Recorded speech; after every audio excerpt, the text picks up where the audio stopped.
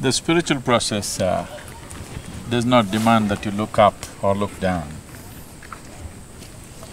It is only the religions of the world which are teaching people to look up. Spirituality is not about looking up or looking down, because in the vastness of this cosmos, nobody knows which is up and which is down. Is it somewhere marked in this cosmos that this is this side up? There is no such thing. So, a human being does not really know in his perspective what is up and what is down.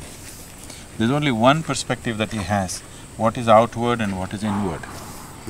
So, spiritual process is about turning inward. When I say inward, I'm not talking about the body, I'm not talking about the mind.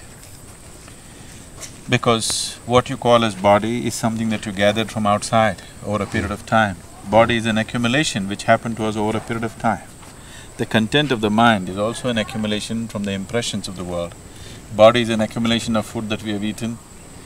Mind is an accumulation of the impressions that we have taken in. So I am talking about that which is the very basis of making of this body and mind. To look at that is the spiritual process. Once you turn inward, it is very natural for you to experience this. It is this experience which has launched the ecological activity that we are doing right now as Project Green Hands. If you just turn inward and breathe, you can clearly understand, experientially you can know that what you're inhaling is being exhaled by these trees. Their exhalation is my inhalation, my exhalation is their inhalation. So only one part of my lung is here, another part of the lung is here in the trees.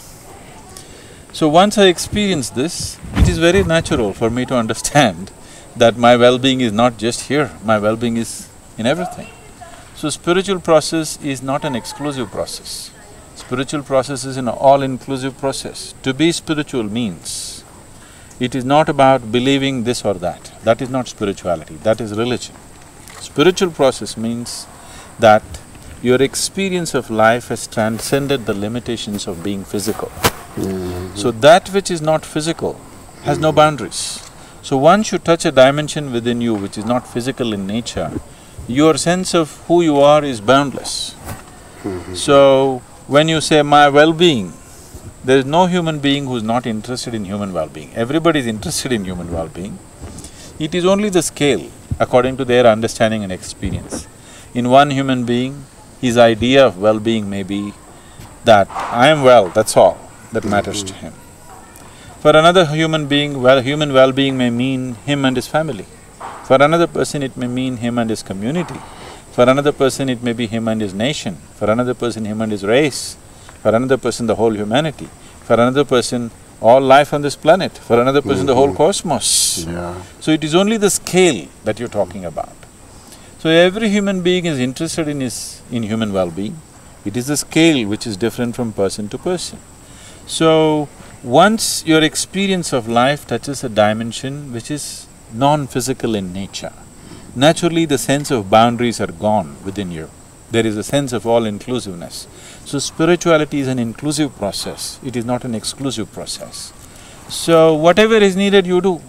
People keep asking me that I'm an ecologist or this or that, like I was at the Davos, the World Economic Forum.